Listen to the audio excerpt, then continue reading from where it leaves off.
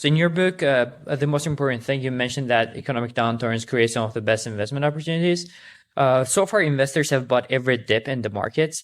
With markets flush with liquidity and private equity dry powder in record levels, how do you envision the next downturn with regards to contrarian investment opportunities? Thank you. Yeah, well, that's a great question. He alluded to my first book, which is called The Most Important Thing, still for sale, by the way. And my second book, which came out about a year and a half ago, was called Mastering the Market Cycle. And, I'm a student of cycles. I've lived through half a dozen important cycles over my career. I believe there will always be cycles because people, what are markets? What are economies? They're a bunch of people making decisions. And I believe that people will always go to excess. And as long as they do, economies will get overbuilt and then go into a period of idleness. Markets will become excessively priced and then go into a correction. So that's my belief. Now, as I said a couple of minutes ago, we've had 11 years without a downturn, pretty much straight up. Longest economic expansion in history, longest bull market in history. And when you get into the late innings of an upcycle, especially an upcycle, what do people start saying? Maybe there'll never be a down cycle. Maybe there'll never be a correction.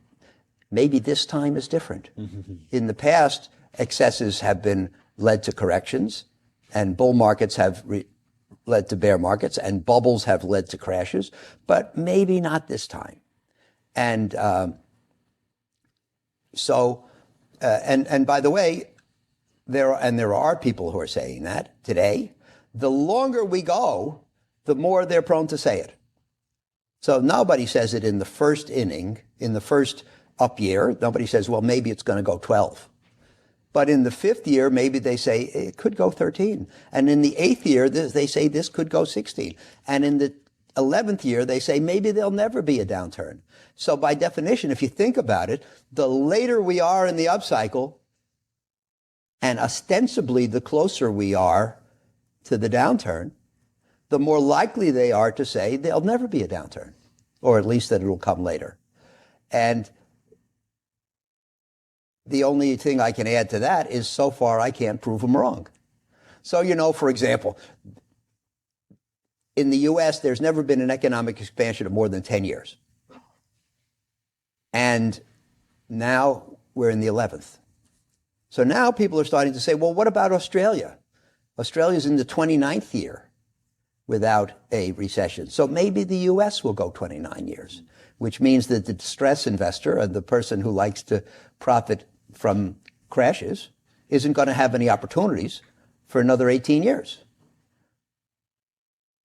You can't rule it out. But you can look at the differences between the U.S. and Australia, for example, and conclude that what has happened to them is not relevant to us. I believe we'll have a downturn, but right now, everybody's made money.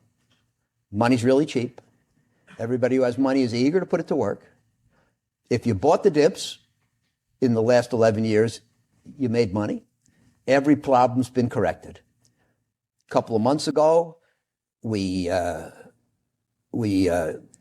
assassinated that Iraqi general the Iranian general in Iraq, and the market had a terrible day, came back the next day.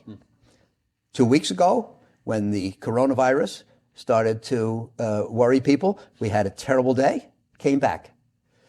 So what's the lesson? The lesson is, whenever there's a dip, it comes back. My guess is one day we'll have a dip that keeps going south, but I can't prove it yet. And, that's why Chris is right. We keep coming back to the fact that being too far ahead of your time is indistinguishable from being wrong. And so I believe there'll be cycles. I believe we're, in some sense, primed for one, in other ways not, but in some sense. And the next question is, when you believe something, and this goes to what I said before about confidence but not hubris, when you believe something, how heavily will you bet on it?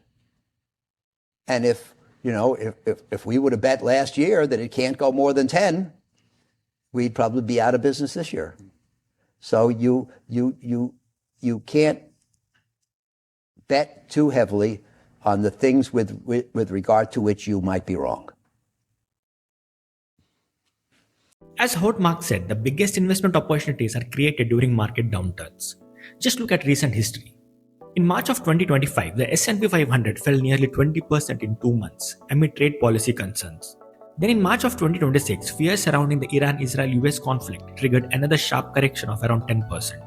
But what happened next? In both the cases, the market recovered quickly, moved above its previous highs, and rewarded investors who stayed calm while others panicked. Today, Indian markets are down roughly 12 to 13% from its all-time high since January of 2026. There are concerns about global growth, geopolitics, and other external factors continue to weigh on the sentiment. This could be one of those opportunities Howard Marks talks about, because several sectors now trade at much more attractive valuation than they did at the peak. Of course, risks remain, and markets could stay volatile. But that's exactly what contrarian investing is about. Buying when uncertainty is high and most investors are fearful. Because if everything looked perfect, the opportunity would already be gone. As Howard Marks reminds us, the biggest gains often come from acting differently from the crowd when fear is at its peak.